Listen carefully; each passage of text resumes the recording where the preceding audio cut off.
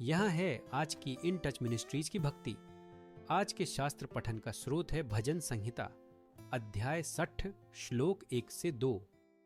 स्तोत्र बासिर मात्र परमेश्वर में मेरे प्राणों की विश्रांति है, वही मेरे उद्धार के कारण है। वही मेरे लिए एक स्थिर चट्टान और मेरा उद्धार है। वह मेरे सुरक्षा दुर्ग हैं, अब मेरा विचलित होना संभव नहीं। क्राइस्ट में विश्वास रखकर बचे होने पर हम उसके प्रति अपने प्यार और कृतज्ञता को उसके प्रति समर्पण के माध्यम से व्यक्त करते हैं। बाइबल का अध्ययन और प्रार्थना हमारी दैनिक दिनचर्या का अभिन्न हिस्सा होनी चाहिए।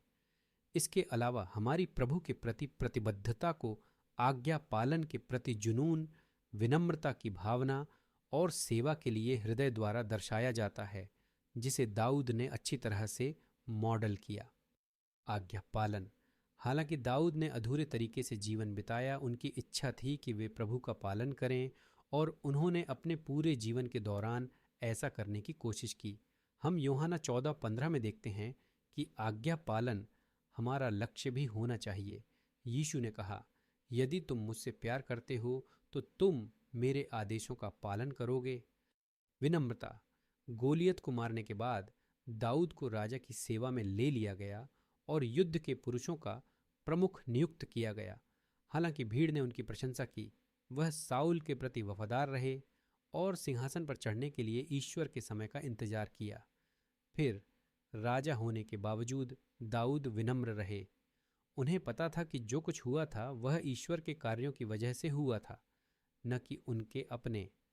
सेवा। न केवल एक निर्दिष्ट चरवाहे के रूप में बल्कि एक शक्तिशाली राजा के रूप में भी दाऊद ने प्रभु का पालन और सेवा करने की प्राथमिकता दी। यह ईश्वर के अपने हृदय का व्यक्ति अपने पिता के प्रति पूरी तरह समर्पित था। दाऊद के कार्य उनके सेवाभाव के विनम्र दृष्टिकोण और प्रभु को प्रसन्न करने की तत्परता को दर्शाते थे। उनकी उदाहरण आपको प्रतिदिन कदम उठाने के लिए प्रेरित करें, जीसस के प्रति प्रतिबद्धता व्यक्त करने के लिए।